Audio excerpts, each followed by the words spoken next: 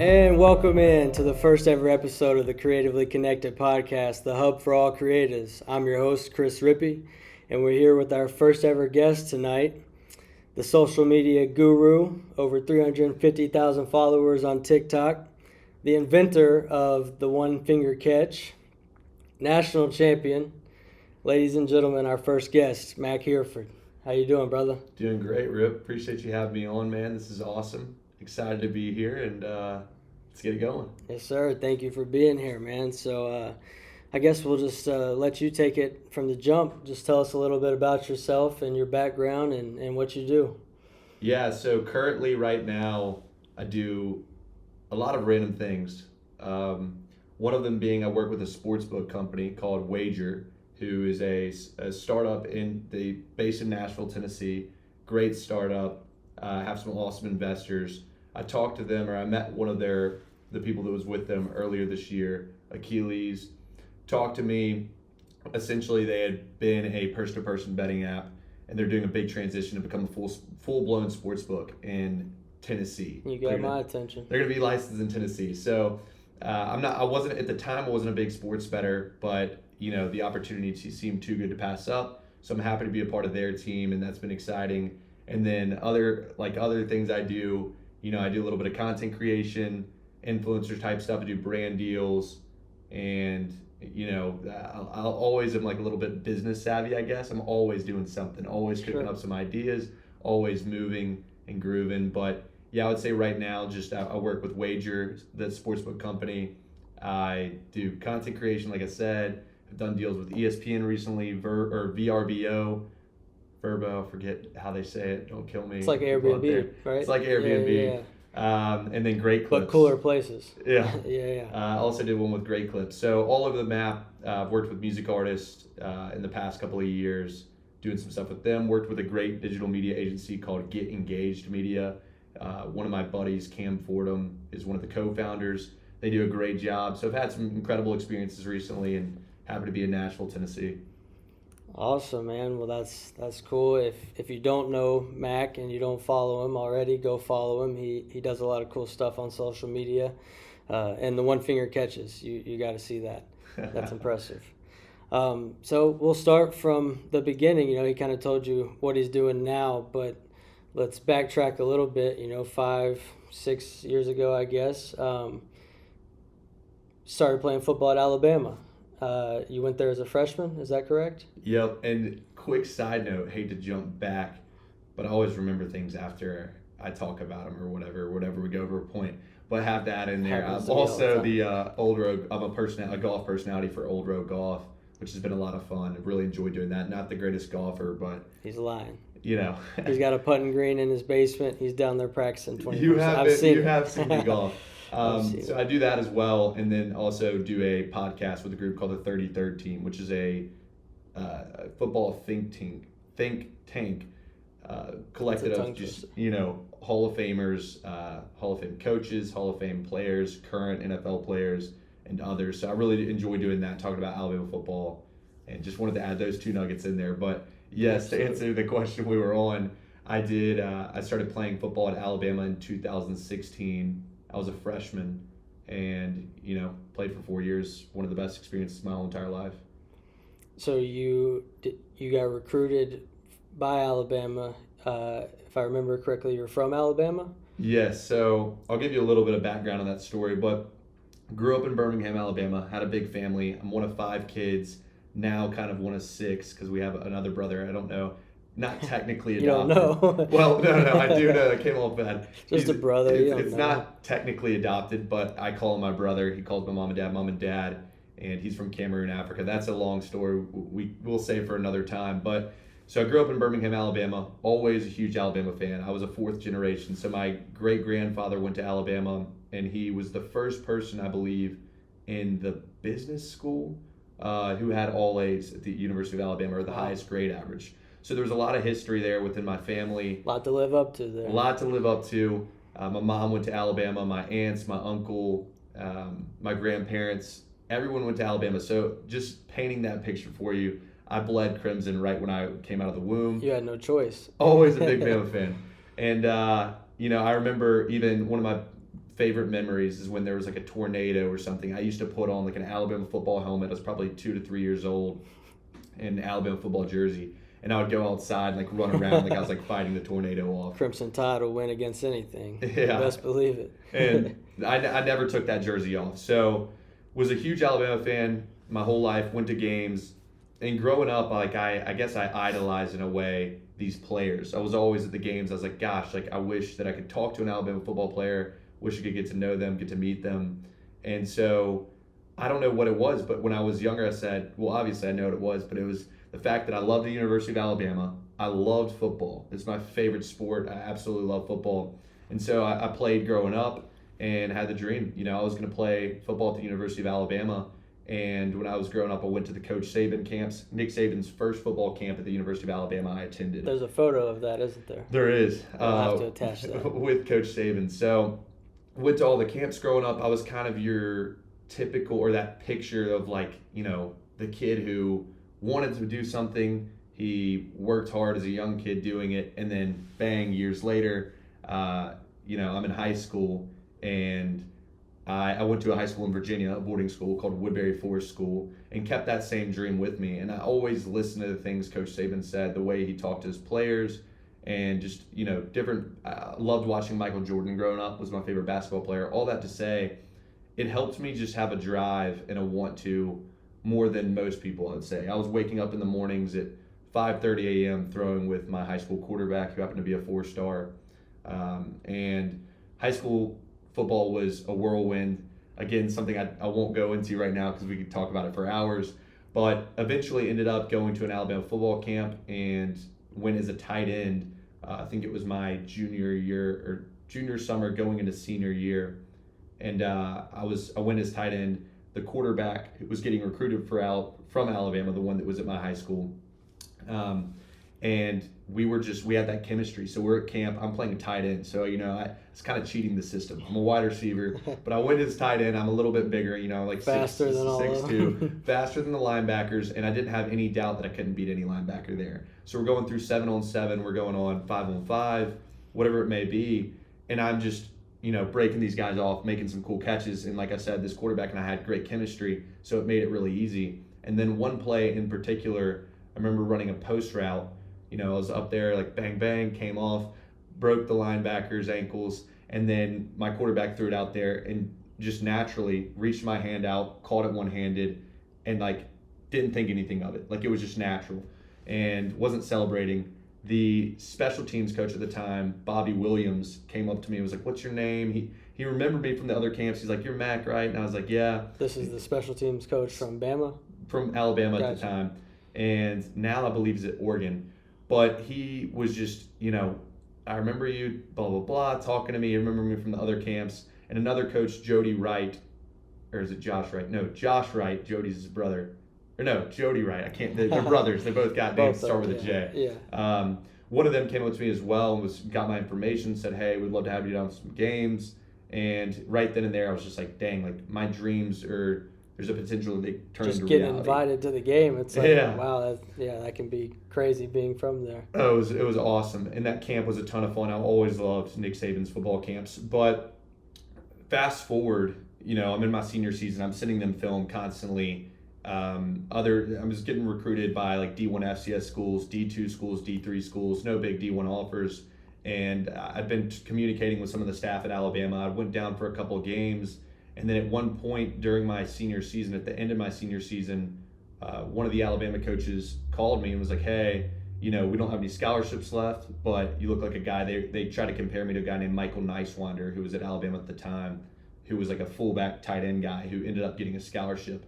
So they're like, "We want you to play on the team. You've got a roster spot as a preferred walk-on. We hope you get a scholarship at some point, but would love for you to play at Alabama." And I was like, I didn't even think about it. I was like, yeah, like I'm in.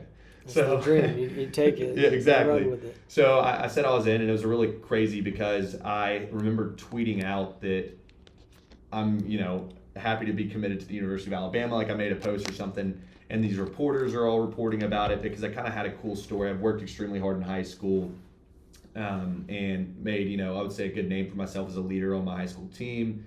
And so, you know, being a fourth generation Alabama and someone who's a preferred walk-on, they only take in like 3 to 5 like preferred walk-ons a year.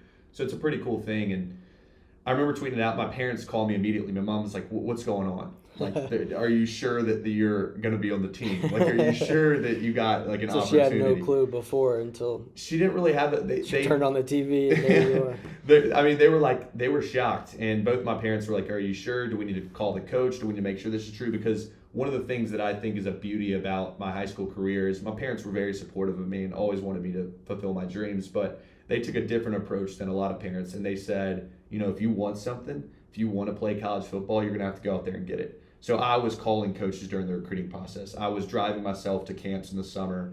I was, contacting coaches on Twitter, following different teams, did every single step I needed to take, and they were there cheering me on from the sidelines kind of, but that's awesome, man. They really let me go get it myself. And then, again, fast forward, and then, yes, I was at the University of Alabama. Came in my freshman year, 2016, with a great group early in the summer.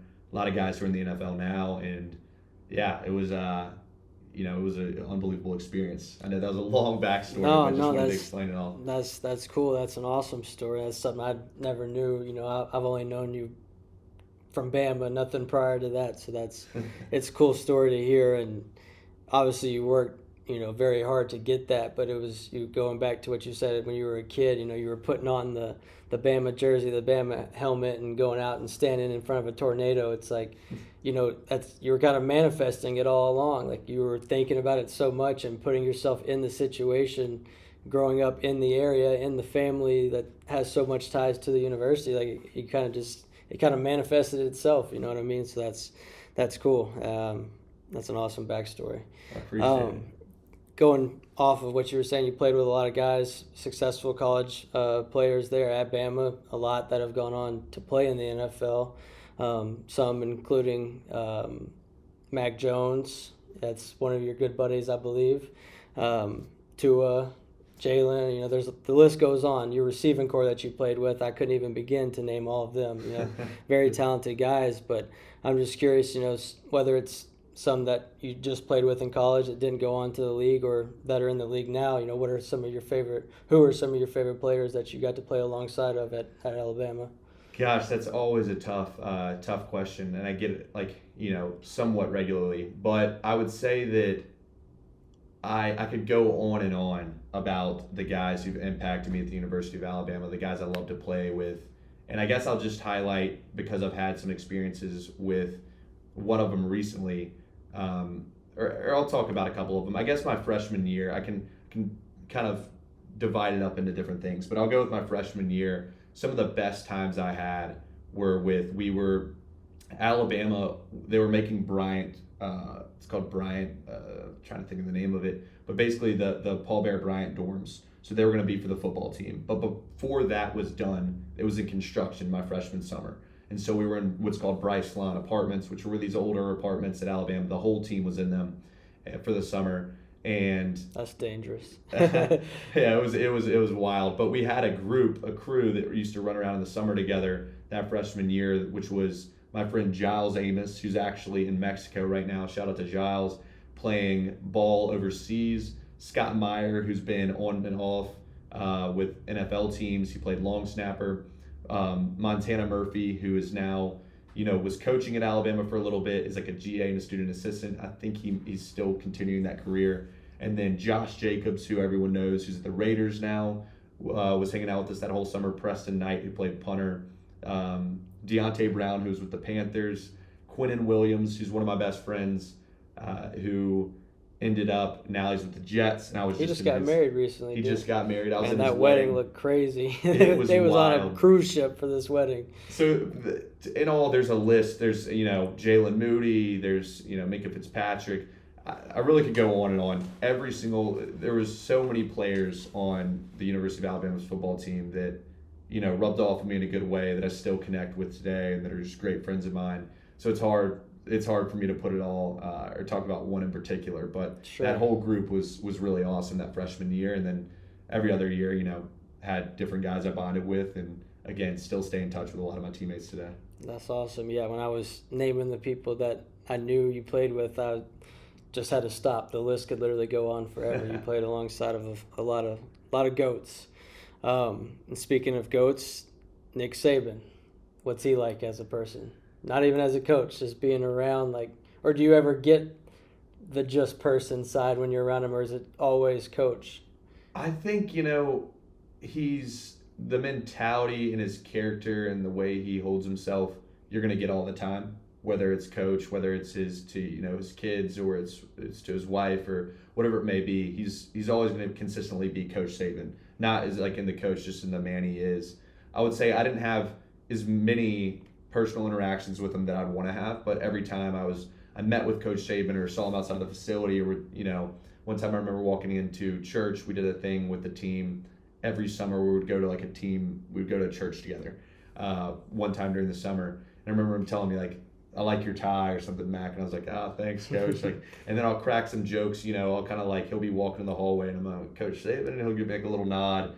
And then the jokes he cracked with the team are really funny, and people think he's always just a serious guy. He's very serious because he has a job he wants to get done. Right. But, and they see that when the camera's on. Like, I feel like they don't see him behind closed doors. Exactly. But he's a great guy. He cares about his players. He cares about the people in the program. Tries to take care of everybody and be, the best at everything he does, whether that's being a dad, whether that's being, a coach, a friend, someone who cares about others. He's looking out for us and wants the best for guys. So I'd say Coach Saban is a hell of a guy, and it was a blessing to be coached by him.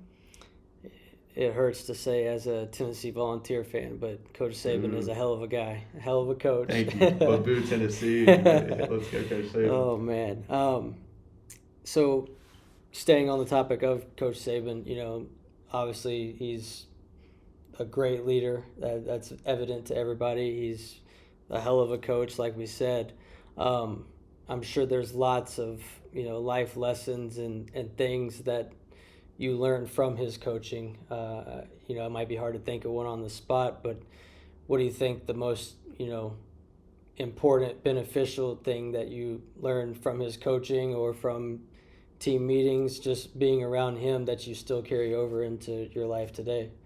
Yeah, outside of sports. I mean, like you said, and this goes back to the question I had earlier about what teammates were the most fun to play with.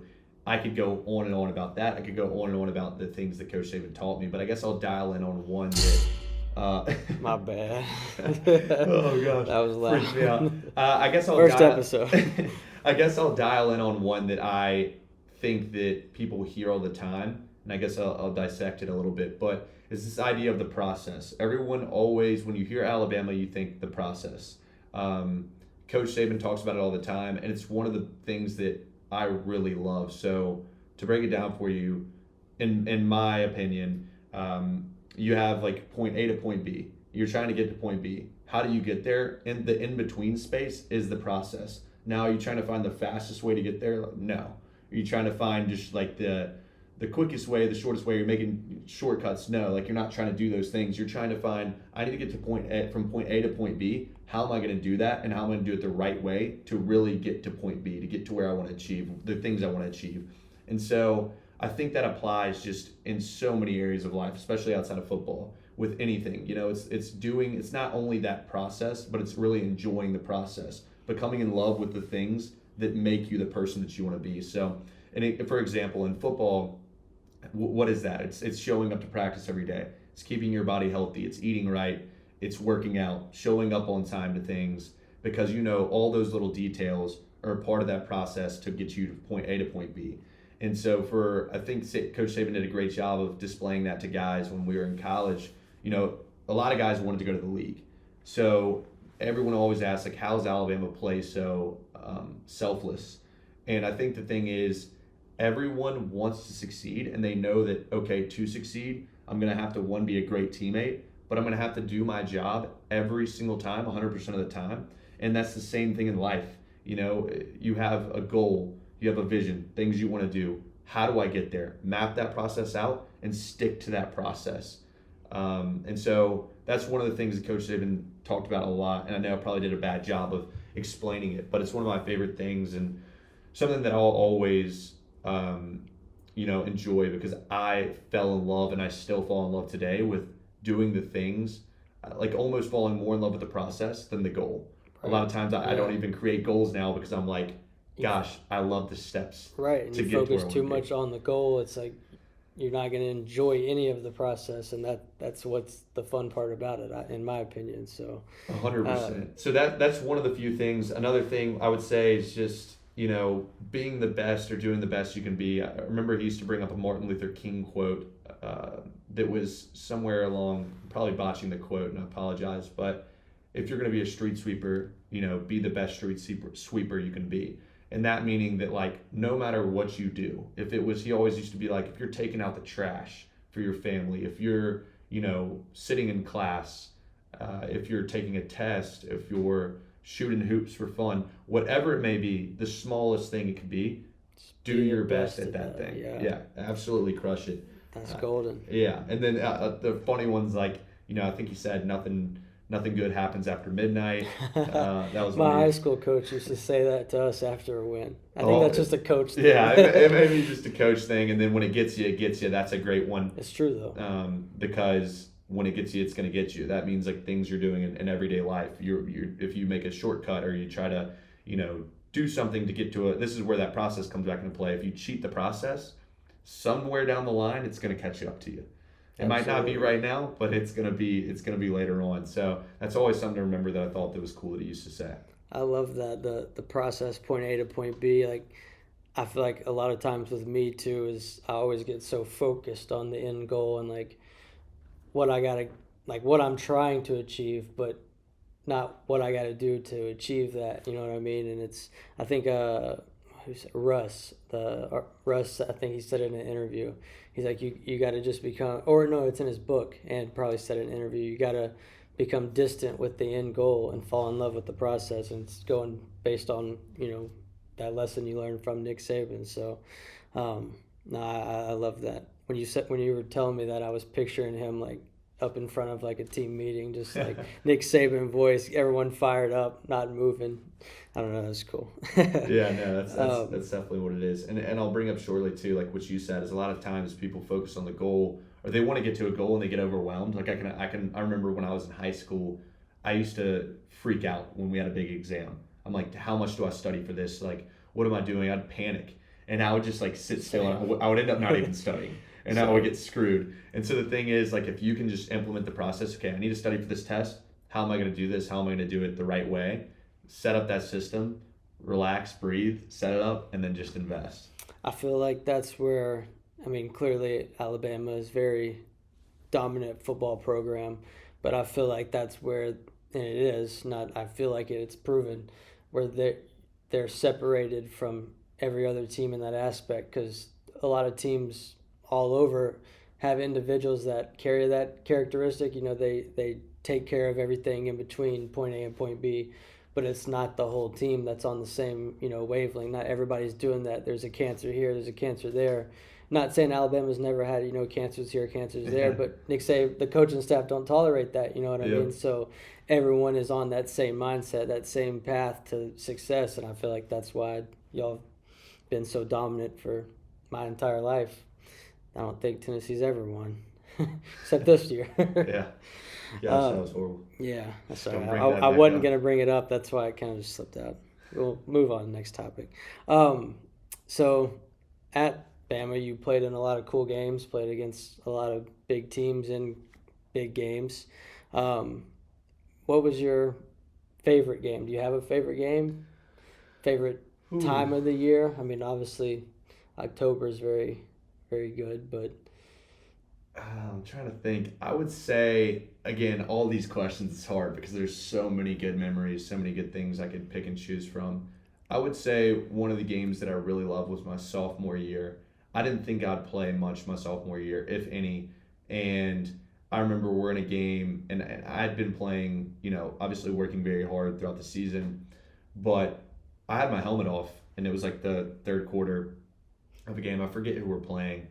And I'm just kind of walking around cheering on the team. I was always like I like to say I was like a sideline morale booster. it's like Friday Night Lights. Where's your damn helmet? Charisma captain. No, but that's exactly how it was. My helmet was just, I sat behind the bench. I was walking around cheering on my teammates, excited, always like so invested in the game, Yeah. and could live vicariously through my friends and teammates and just be so excited for them. But we're in the, things are going on, and then I hear my name. I'm like, Hereford, Hereford. I'm like looking around, like smiling, like, just like, that's a great game, like happy to be here. All of a sudden, like, I'm like, Mac, Mac. I'm like, what the hell's going on? And I like turn around and they're like, get your helmet, boy. I'm like, shit. So I run and get my helmet. I'm like, what's going on? I throw on my helmet. I run over. They're like, come in the huddle. I'm getting in the huddle. At this time, my sophomore year, I was still struggling to learn the playbook. Learning the playbook was something that was always very hard for me. Who was QB at that time? That time, so let's see, sophomore year. Jalen Hurts. Let's see, my freshman year, Jalen Hurts. Sophomore year, Jalen Hurts. So it's Jalen Hurts, but he wasn't in at quarterback. I think it might have been my buddy Austin Johnson, who plays. It was either Austin Johnson, someone else. I completely forget. Besides the point. But I run to so I forgot my helmet. I put it on. I run to the huddle. They're like about to go back on the field. I don't even know what's going on. I don't know what play's being called. I'm like, holy cow, like what's going on? Like, this is crazy. They're like, get in there. I get in there. I get my splits. It was hysterical because I get my wide receiver splits, how far you're supposed to be away from the quarterback of the offensive line, is all based on run plays, pass plays, whatever, and you kind of have your basic splits. As time went on, I got all this stuff. I really understood the playbook and really understood my splits. But in my sophomore year, I was focused on running a lot of scout team, being the best, scout player that I could be. So I didn't think and didn't study the plays as much as I should, or didn't figure it out.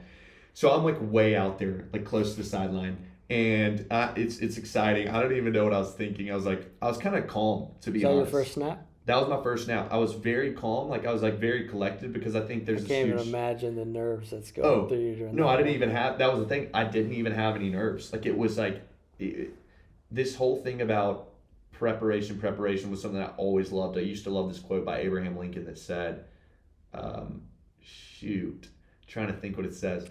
I will prepare and someday my chance will come. So I ate that quote up. I would always over prepare. So although I didn't know everything, I felt like I was ready to be out there because I practiced so hard. I'd done it over and over again. You knew you were supposed to be there. Knew I was supposed to be there. So I get out there, take my splits, and I just hear my name being yelled, Mac, yelling. I'm like, this is crazy. It's 7,000 fan stadium, and I can hear my name. What's going on? So I turn around. I'm in the huddle. We're on the field at this point. We had the huddle on the sideline. They're calling the play. And I'm I asked one of my buddies, I'm like, dude, is this a run or a pass? But I couldn't even hear what the quarterback was saying. And so he's like, dude, run, whatever. Get out there. I'm like, dang it, this is crazy. I look back, though, and my brother's friends, there's about 8 of them, his fraternity brothers, we're sitting, and my fraternity brothers as well, we're sitting in this, little area behind the field goal. And we were down, on the 15, 20-yard line going that way. And it was crazy. I saw them. I turned around. They started going absolutely nuts. My brother wasn't. I told no one to come to that game. I didn't think I'd play. My dad and my sister were there. My brother was at a house and saw me get in. Immediately flips a glass table in accident and excitement that I heard about after. Cool, but man, that had to be one of the best in-game experiences I ever had. Just I'm pretty sure I missed my block on the play too. Didn't know what I was with my splits out by the sideline. It was hard for me to make the play. Right. Didn't matter though. You was in there. You was on the field. Your childhood dream had been, you'd been on the team, but it had been accomplished at that point. You were in the game playing. That's a cool moment. 100%. I'm sure that was cool to turn around and seeing your brother's friends back there, fraternity brothers. They were probably drunk, just screaming at you. They were going wild. It was hysterical. Funny. So obviously that being a good memory and a game that you do remember. I'm sure you remember national championship games. How many did you play in? Gosh, this is tough. Let me think. My freshman year? It's tough. That's the life of a Bama football player. You ask them how many championships. It's tough. Freshman year, sophomore year. Did we go my junior year? One ring. Let's see. Freshman year was the year we lost to Clemson. 3 years. 3 years. So my freshman year we lost to Clemson in Tampa. Sophomore year, was that 2nd and 26? I think that was 2nd and 26. Yep. Sophomore year, 2nd and 26, Atlanta. Junior year, I forget the location that was in. It was in California, my junior year, and we ended up losing to Clemson in the championship game. And then my senior year, we didn't play. So I went to 3 national championships. We won 1, and then went to 2 SEC championships, I believe. Yeah. So you got 1 national championship ring, Two SEC, and then we actually, for national championship, we get an extra ring the year we won. So I have 4 of those rings, and then I have one my way, my guy. I have four like championship rings, you could say, and then I have an A club ring, which is the smallest but maybe the most important of them. Which you ever is like, wear them? Keep them in case. Sometimes I keep them locked up for now. I think that I need to get to the point where, like, sometimes if I'm going to a game or something or going to some kind of event, it'd be cool to sport one and wear it out. Yeah, pop it out. Just but throw a little national championship ring on, no big deal. That's cool.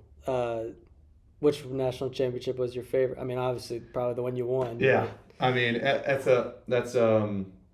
was my sophomore year, second and 26. The year that Jalen had gotten subbed out for Tua was by far the most memorable and exciting of all the national championships there. I can't even imagine being a part of that whole moment, that whole half of football. It was. I remember watching it. It was absolutely crazy because it was where you realize Coach Saban is a wizard.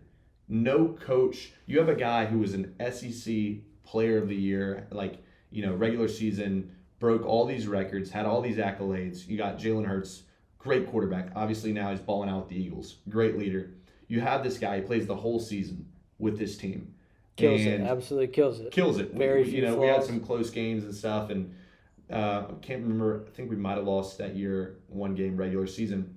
But so you have this guy, and you got to think about this. He's training with the ones all year. You have a freshman quarterback, and Coach Saban makes the call and says, "We're going to put Tua in." Had Tua seen the field at all that season? He had some crazy plays. I remember against Vanderbilt, we were destroying them, and he did this 360 bomb into the end zone. So he had seen the field, but not a bunch. But Coach Saban had to have some cojones. Decides after the half, Tua was going to play quarterback. Yeah. And it was the thing that we needed. At the time, it created a lot of momentum, a lot of just excitement, and I think it was just a change. And I can't say that any other coach would really make that decision. And I was shocked that Coach Saban did, but we put him out there. Game comes down to the wire. We have a field goal. Before everything changed in the game, what was the vibe from the team and coaching staff? Was people not agreeing with the change, initially going out of half, or was it we got to do something? I think when we went into the locker room, there was a realization that, look, we have to change things up. And I think the great thing about Coach Saban, the great thing about that program is he made the call. No one disagreed with it. No one said anything. It was all right, we're going to come out here, we'll play football. We're going to do the best we can do at each of our individual positions. But it was just crazy. Like I said, it was a close game. And I remember they were kicking a field goal. Andy Papanassis, who's a great guy, is out there. He's got all this pressure. Being an Alabama kicker is a nightmare for some people. It's the best and worst job. It's the best and worst job. You have an opportunity to win the game. You also have an opportunity to be the hated man on campus for the next month. So Andy Papanassis lines up. We had marched the field down. Crazy exciting game. And I remember being on a knee, waiting, getting in almost a sprinter stance, waiting to charge the field. He's lined up for the field goal. I'm thinking it's here. We did it. I couldn't really believe that we came back and this was happening. Yeah. Lines up for the field goal, rears back, and then bang, it goes wide left. And I'm I'm in shock. I'm holy, is that whole Alabama sideline? We're just no way. This really just happened. I didn't know what was going on. And we put our helmets back on and we realized, look, we have to finish this ball game. We have to play ball. And I feel I hurt for Andy because he's a great guy and he did well kicking that season. But, one miss is in a crucial position. But he had all that pressure, and people don't realize how much pressure that was. And so we just knew we had to come back and beat this team and rally together. And then we get to the point where Tua's got the ball, and it's, second down, 26. He was sacked before. We're that's where everyone's oh, my gosh, why would he take this sack? He was trying to play. I remember watching the game and seeing him be sacked that play, and I was it's over with. Nothing's happening here. That's what there was kind of feeling. I don't think people thought it was over. Thinking as a Tennessee fan, that is. Yeah. Me on the sideline, my thought was I was still in shock that this whole game was happening the way it was and it unraveled the way it did. But I'm sitting there and I'm second and 26, this is going to be tough. My brain was kind of dead because I'm the things that have already happened in this game, what the heck's going on? I'm living in a movie. Right. Tua takes the snap. goes back in the pocket. I'm sitting there. Everyone's watching. It's this kind of like just shutdown of noise. The whole eyes are on everyone's eyes are on Tua and the football. He rears back and just bombs it. And I remember it like a movie. Like the ball is going Slow through the motion. air. I feel like everybody in that everyone's stadium. like, you can imagine like those movies. Like everyone's heads just following the ball. The noise goes distorted and off in the distance. Yep, the noise was gone. We're zoomed in, locked on the ball. Like if you can imagine, like following the ball. All of our heads. Everyone in the stadium is just looking up. And then we don't even know if it's coming down. Like, we don't know what's happening. I'm just, like, sitting there like, oh, wow, that's a great throw. And then, bang, Devontae Smith. Right in the breadbasket, catches it. And we went nuts. I stormed the field. There's a picture somewhere of me and Damian Harris just, like, running. I've got, like, my number 1 up. My hair's, like, flying through the air. It was one of the most unbelievable big cheese, and I can't experiences ever. It was crazy. People were running all around the field, but that was the most memorable national championship for sure. If I remember that correctly, time ran off right after that, correct? Yep. Yeah, that's what I thought. Yeah, I can't imagine being there in that moment and being a part of the team, the winning team of that. It's watching it on TV was nerve-wracking enough, and I wasn't even a fan. I was just watching, the game. So, and that being in a national championship too, like just not even a regular game. That would have been cool enough if it was regular season. Tua comes in and does that, but the national championship, like you can't draw it up any better than that. That's incredible. And then after, quick note, the way Jalen Hurts handled himself after the whole thing just says everything you know about Jalen Hurts. He's a leader, ain't he? People were coming up to him, like ESPN, first people that came up to Jalen Hurts. They want to get that juiciness. They want to get that meat. They come up to him and how did it feel? How did this?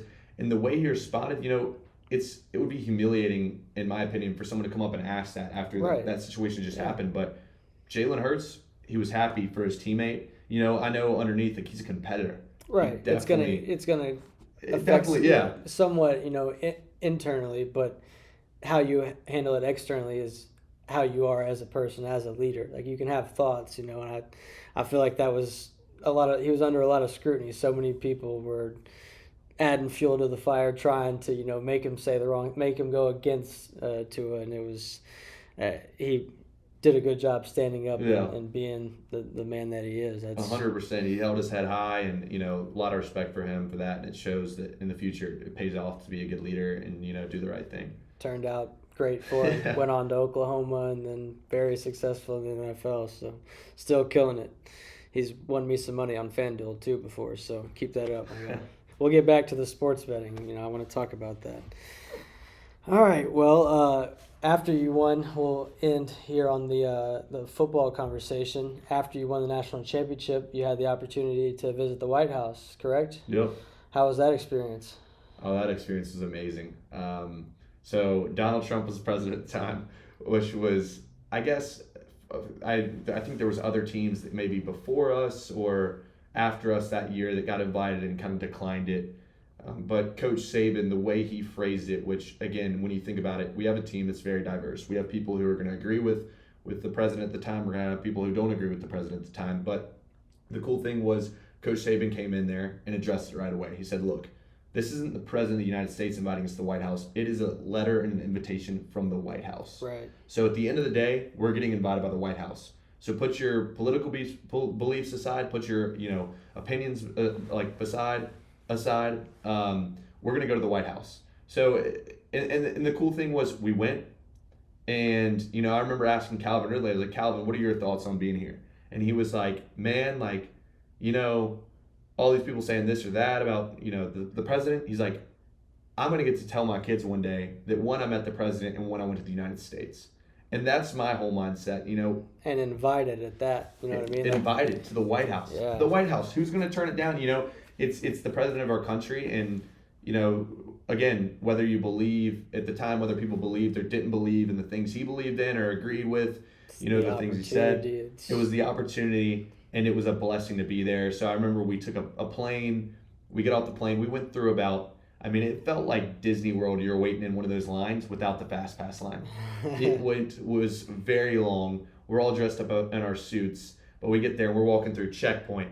There's dogs. There's little checkpoint things. We're putting like phones in little cubbies. We're going to the next room. Drones flying above you. It was like every room was a little bit different, but we had to go through like 20 different rooms. Then we finally get into the White House, and it was a pretty surreal experience. You know, you always hear about the White House. It's a staple of the United States. And we're there. And getting to go through those rooms, I couldn't really soak it in as much as I wanted to. But I remember I do have a napkin from the White House. I have a presidential napkin. It's like, it wasn't like a cloth napkin. It's like one of those paper napkins. But I had the little seal, the little like U.S. White House seal on it. Yeah. And on their napkins, they have that? On their napkins. And I made sure to pocket that napkin. I took it back with me as a souvenir. Still have it today, hanging in my room in Birmingham, Alabama. But that's cool. So went there, and I guess a crazy cool thing about it was, again, political beliefs aside, the president spoke about the team. And his speech about Alabama was pretty dang good, and it was really funny. It was quick. It was a really well-written speech. And I remember after it, like, I'm like, gosh, I'm going to go down and say hey to the president. Like, it's the president of the United States. Like, I'm going to pass up this opportunity. Right. And two, I would say I was a little naive to politics. I should know more. I should have known more at the time, but I didn't really fully comprehend it. We were in our own little world in football, doing stuff 24/7. So I didn't have like a massive opinion. I was just like, here's the president. So I run down the stairs. I go up to the president at the time, Donald Trump, and I was like, Mr. President, I appreciate you and what you do. And it was weird because you would think like meeting the president, you visualize just meeting your biggest icon or person who's like famous, a celebrity type person. This was the president of the United States. And I can't explain to people how comfortable he made me feel. He was just like, well, thank you. Like not like that. Like that sounds like a country thank you. He just grabs my hand, he shakes my hand, he's like, thank you. And he's like, it means a lot. And I was like, okay, like, dang. It's not the initial reaction you were expecting. Not what I was expecting. So then after that, I'm like, can I get a picture? And I remember him saying like a selfie picture, a regular picture. And I'm like, who is this guy? He's like, hip. He knows the styles of photos. And so I'm like a selfie. And he's like, let me get my selfie face ready. He does his face. And I remember putting up my phone and taking a picture. And people said that it looked like the president took a picture of me with him, which was really funny. And I still have that picture up today. But that was unbelievably cool, getting to meet the president of the United States, getting to see the White House. And then the last thing I'll say on him that was rubbed off on me the right way is when all these players now are coming up to take pictures. It's the president of the United States. He's got a security there, and he's got a schedule. President of the United States, you got a lot to do. Guy. So the security is like, Mr. President, we need to escort you out. And I'm thinking like, okay, like, yeah, like they probably need to escort him out. We did that as players after games sometimes. Some guys would get an escort because they didn't, they couldn't be held up at night signing autographs all day. But not Coach Saban, the president, Donald Trump at the time, turns to the security. He's like, give me a little bit more time. I want to hang out with these guys. And I'm like, this guy, man, like Donald Trump can hang. I don't know about all the political things. I don't support everything he says, everything he does, but that personal interaction rubbed me the right way. That's Absolutely. How you treat people when you meet them, and I thought that was really special. And I'll never forget going to the White House. It was an incredible experience. I'm sure every moment of that felt like a movie. What's it feel like to fly into? Like, I'm sure you left Alabama and went straight there, like as a team on one plane. Like, what's that feel like to fly into DC, knowing you're going to meet the president and be spoken about by the president at the White House? Like, you're landing, you just see it. Like, I can't imagine that feeling on the inside. Oh, I can't. It's just funny. Like, I can't really explain. It's weird. Like you said, it felt like a movie. I remember on the way there, I was sitting next to Mac Jones, and there's this ridiculous video of us just both like knocked out, mouths open, sleeping on the flight there. But it was awesome, and it went by really fast. It almost felt like a field trip, like was a it school just like a day trip? Like just a day trip. Left. It was like boom, like we went and then we left. Like a game day almost. Yes, but even shorter than a game day. Like it felt like I walked down the street and hung out with my boys and it was back. I didn't even feel like I left Tuscaloosa. Right. It went by so fast, but that's crazy. It was an awesome experience. I can't even imagine. That's meeting the president, getting to do that, and him being so nonchalant, just to hold on, I want to hang out with these guys. And that's just a cool, moment of your life that football and Alabama brought you, that very few can, say they met the president and had a personal interaction like that, where there's not 50 security guards surrounding you, ready to arrest you or shoot you. You know what I mean? So that's awesome.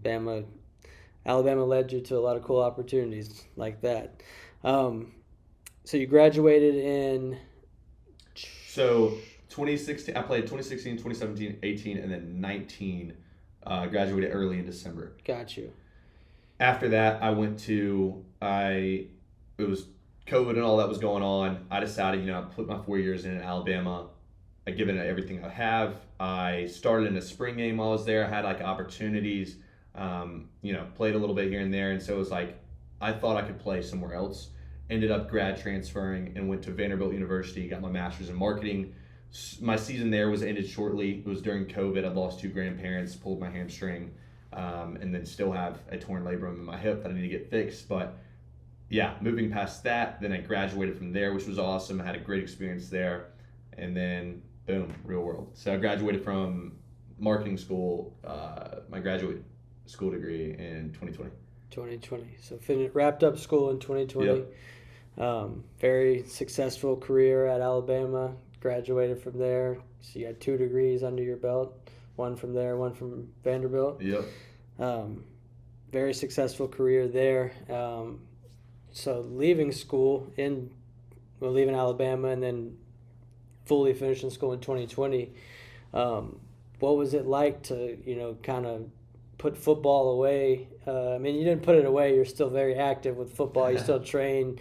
You're still into it. But putting competitive football away and leaving, college football, what was that transitional period like? The first 6 months to a year, because I worked for a football team for a little bit, Western Kentucky, as a videographer for them. So I've seen a lot of guys, go through that process and go through those stages where it was like, okay, well, I've been accustomed to football and sports, my whole life. And now that is it kind of just comes to an abrupt stop. You never really planned for that. How was that transitional period, that first 6 months to a year after you were done playing? I would say the funny thing is that transitional period is still going on. Yeah. A little bit of my life. I remember, I just couldn't imagine a world without football. And I think that was so I graduated and I'm like, what do I do? There was a period of maybe 2 to 3 weeks where I sat and just was lazy. I was a little bit depressed. I had no idea what to do. We had been time. That's all you've ever known. My body had been trained, and it's COVID's going on. So I'm like, what do I do? What's this? What's that? Do I want to keep playing? Do I want to try to go back and play somewhere? I'm kind of tired of college. So did COVID happen It happened after right your last as I got season? to Vanderbilt. Oh, okay. Yep. Gotcha. So during transition to Vanderbilt, so getting recruited there, committing there, all that stuff, COVID was happening during that. And one of the best times, I would say best experiences though, prior to that was being in Birmingham, and one of my buddies, Devlin Hodges, I think you've met Duck Hodges, who ended up played for Stanford University, then ended up playing for the Steelers, has an unbelievable story. Duck and I would sneak over fences in Birmingham during quarantine and would go throw the football because we wanted it so bad and we were training. But all that to say, COVID was rough on everybody, extremely tough. Being in a new city, being on a new team, and after I was done, COVID was still kind of going on a little bit. And there's, like I said, 2 to 3 weeks where I just didn't know what I wanted to do. I was like, what's my purpose in life? What am I doing? What's going on? And then I had a realization. I'm a pretty faithful person. I think I was praying about it, and it's just look, I gotta start doing something. So I was like, okay. And at this time, I hadn't left football completely. I was thinking, okay, I want to try to play USFL, XFL, whatever it may be that comes up. Yeah. So I started training. I got back out. There's a guy named Jeremy Holt, Jay Holt, who trains a bunch of guys out at Lipscomb Academy.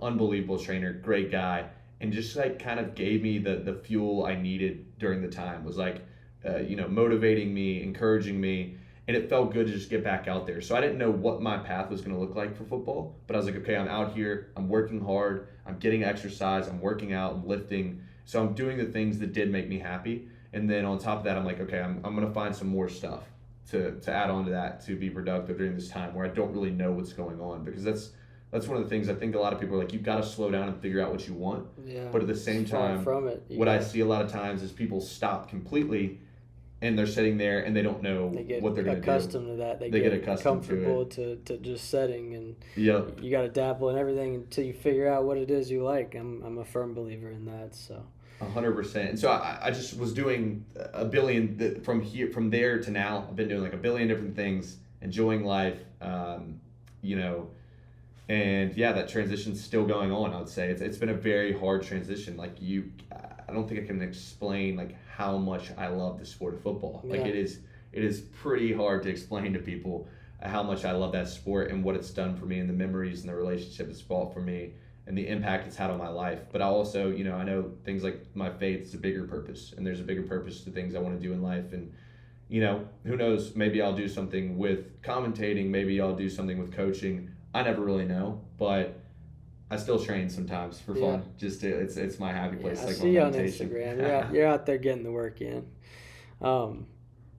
Yeah, so kind of moving to that, you said you're still training. When you are training, is it anything like what your workouts were like at Alabama? Is it more so modified to the couple of years removed Mac? And, maybe a little modified. There would be, I would definitely say modified. There's not really, you can't really implement like the being in that system. Yeah. So like I can work hard. I think there's some really cool things I definitely do. Some of the things when I train with Jeremy Holt or Jay Holt, he definitely takes me through drills that are very similar to the way that the things that I did for wide receiver drills at Alabama. Yeah. He pushes me like those coaches did. So I've got that little bit of it. And then in the gym, you know, I would say a little bit lighter, not going as heavy on the weights as I was. And then again, you can't really implement like the full padded practices, like moving from station to station, but definitely still work hard when I do train and I have time to train. I just travel all the time. So I'm like, haven't been able to do as much this year as I've wanted to. Same here. I use traveling as the excuse too, so I get it. Hey, but I still show up. You need to do better because I'm showing up in the weight room. I'm still doing it. I'm still working out. Worked out today. Worked out yesterday. Under this jacket, some little muscle. You know. I'm playing. So being at Alabama, you know, you build a network and, you know, you grow a following of people, fans through social media. How transitioning from football into life, you know, you have a big following on social media, over 350,000 on TikTok. I think it's over 60-something on Instagram. Is that something you kind of had at Alabama, like a following, or was that kind of built after you left? How did that kind of arise? How did you gain a social media presence?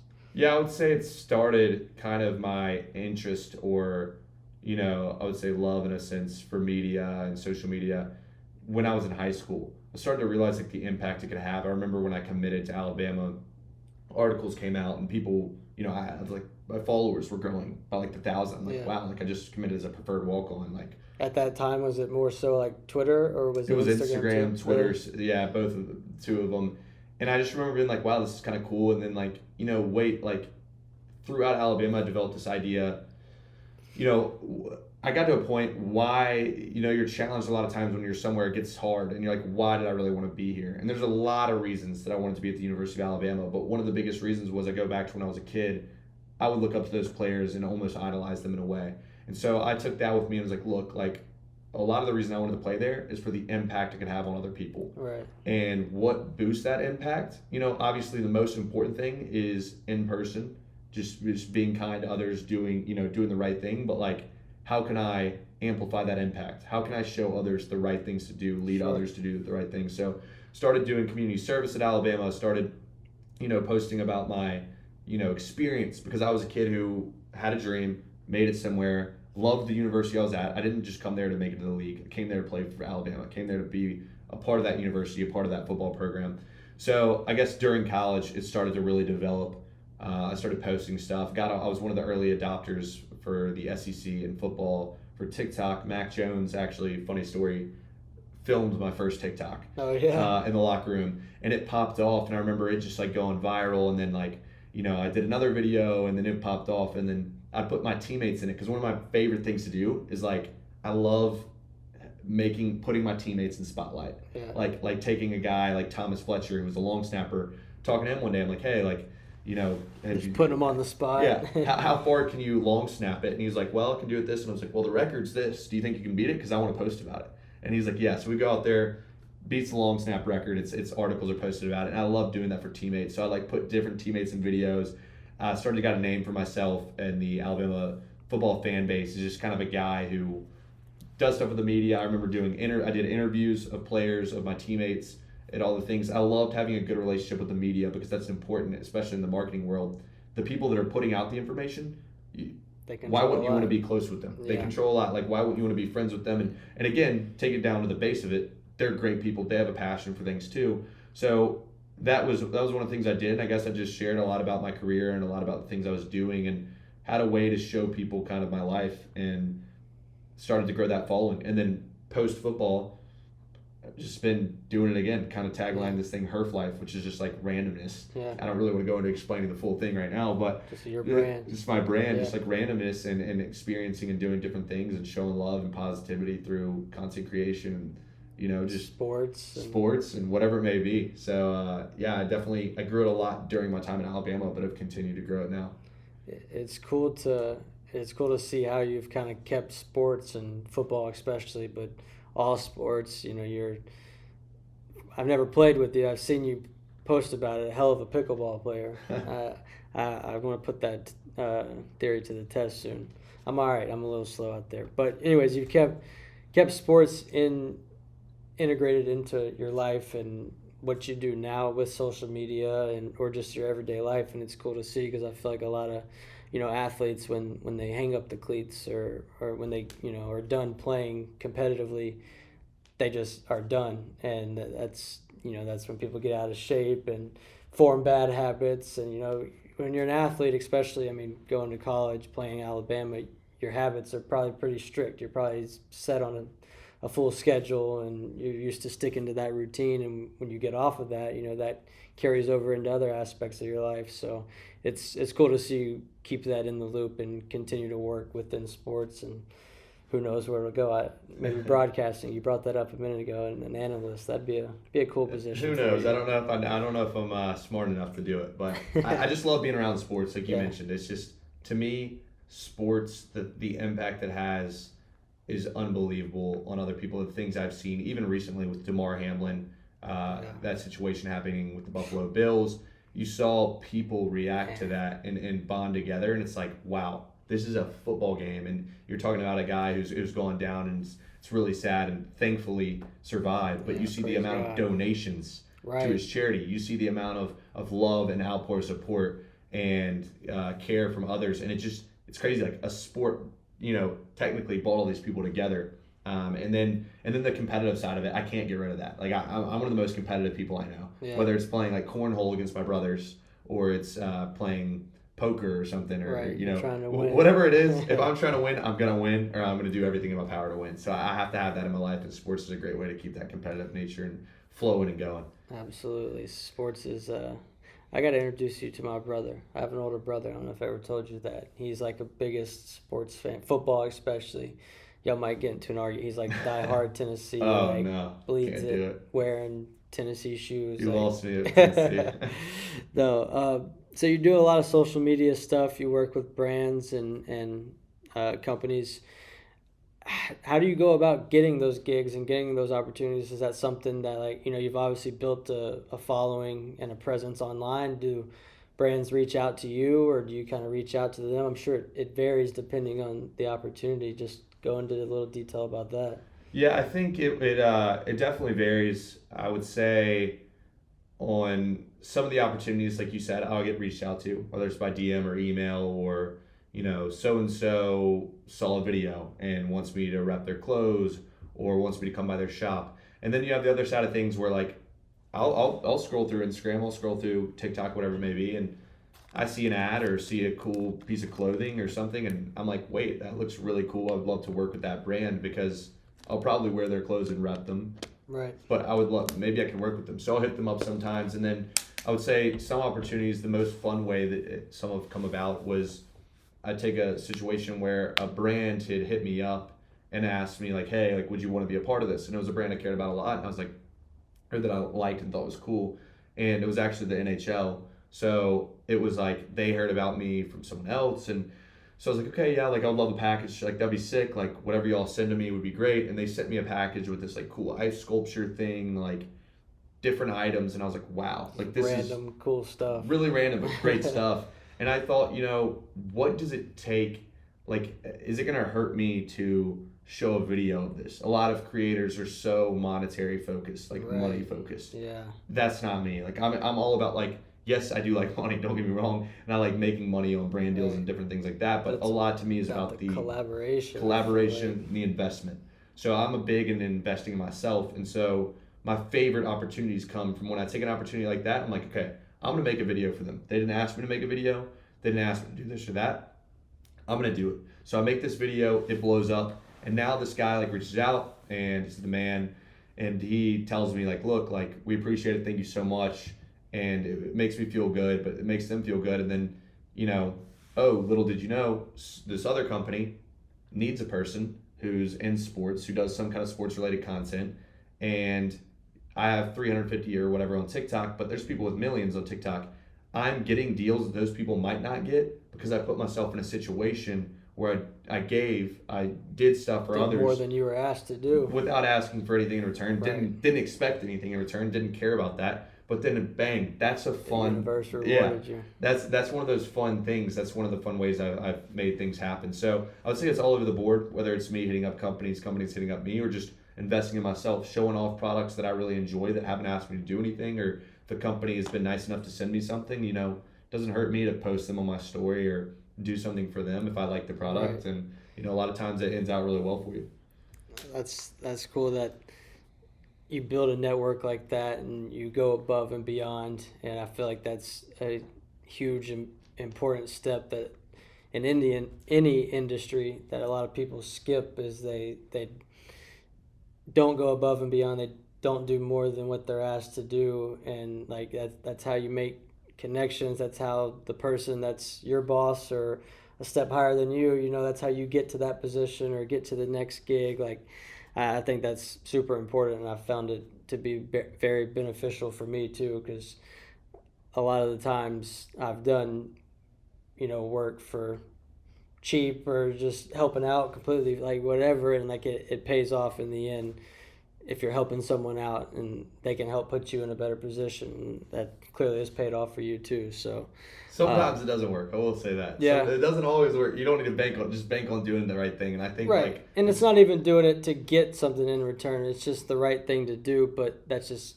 how business works. Yeah. If you're doing it with the right intentions and you're helping someone and they're helping you, and both parties or all parties are benefiting from it, then nothing's lucrative about that. And if it doesn't work, then you just move on and try to build a connection with the next one. I feel like. What were you going to say? I didn't mean to cut you off. Oh, no, you're good. I was just going to say it's funny that we're sitting here because I feel like that you were definitely helping me out and doing things that like you didn't have to do, or showing up places. And I always like to give you a monetary value. Like I would always like to pay you, because I told you like I have to value someone in general. But then I always let you know, like, look, like I appreciate you. You went above and beyond. You had edits done quicker than anyone who's ever done them for me. All this stuff, and so you would really work hard on it.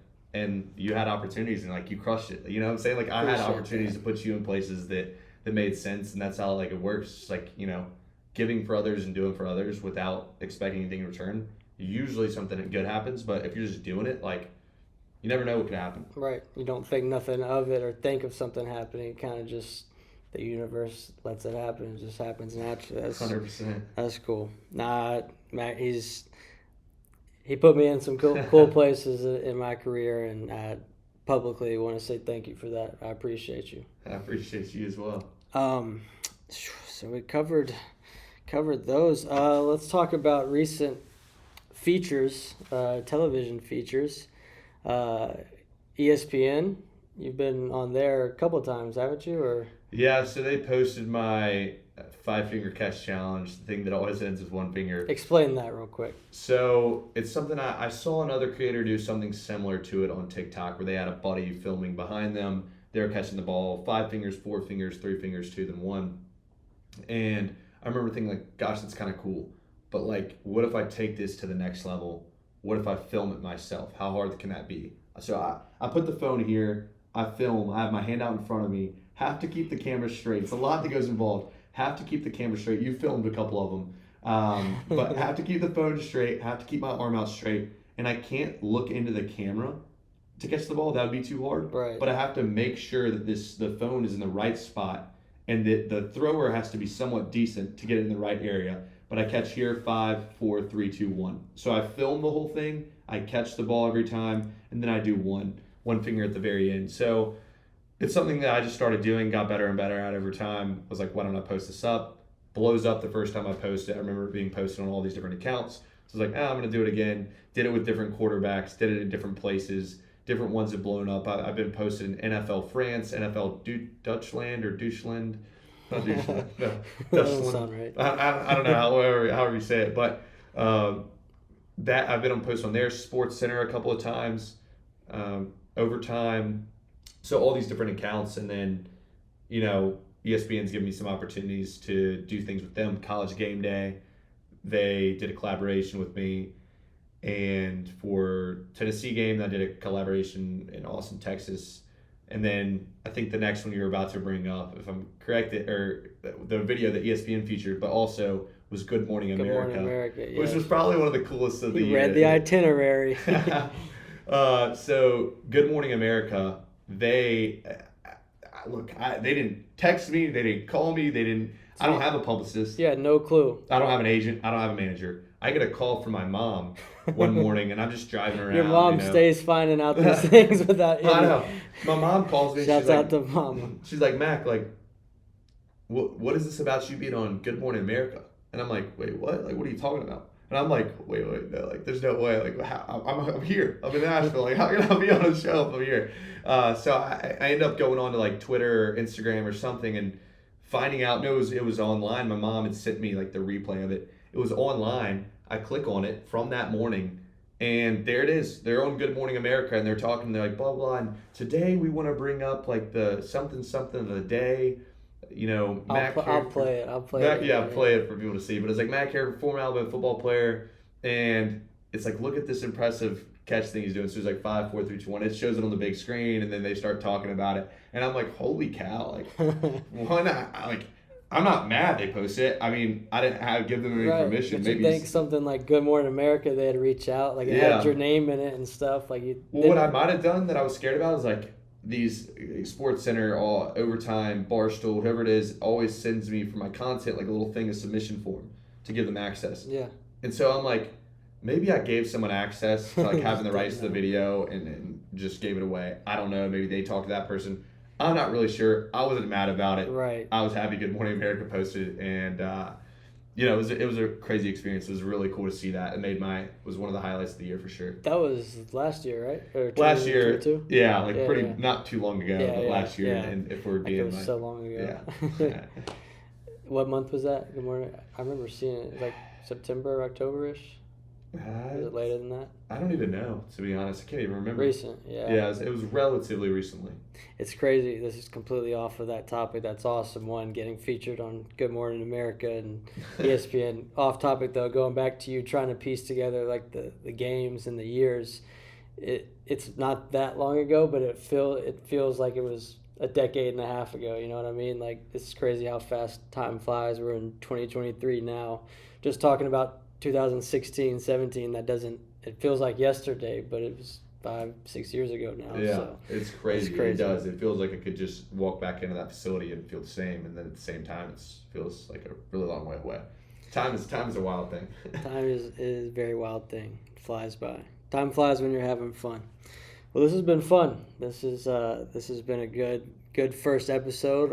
I appreciate you coming out here and being my first guest, and appreciate everything you've done for me and as a videographer for my career, and just as a friend too. You started out as a client and client turned homie, so I appreciate you. Before we go, is there any advice you want to give to young creatives that are just beginning, whether they're photographer, social media influencer, whatever the case may be pertaining to them? Any advice that you want to give to them?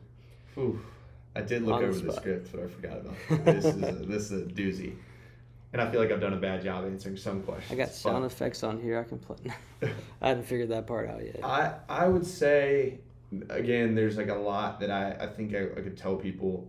The main thing that I would say, or one of the main things, again, there's 1,000 different things rushing through my head, but on the spot, I would say is like, whether it's being a creative, whether it's being like whatever you want to do, if you figure out that thing that you want to do and you have a dream to want to do it, I would say don't let others stand in your way. I remember when I was younger, people all the time would laugh or joke and say, "Man, you're not going to play in Alabama. People at Alabama are this big. People at Alabama are this fast. People at Alabama can jump this high."